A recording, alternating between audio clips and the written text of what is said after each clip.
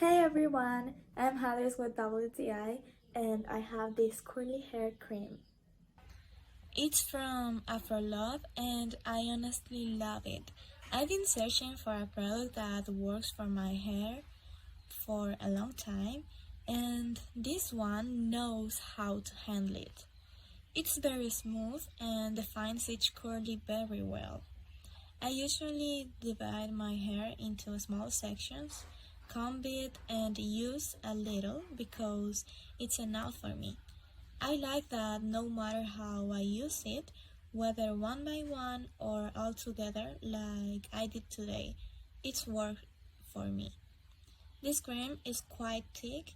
As you can see, it doesn't slip, which is one of the reasons I chose it because it sticks better to my hair to leave it more defined.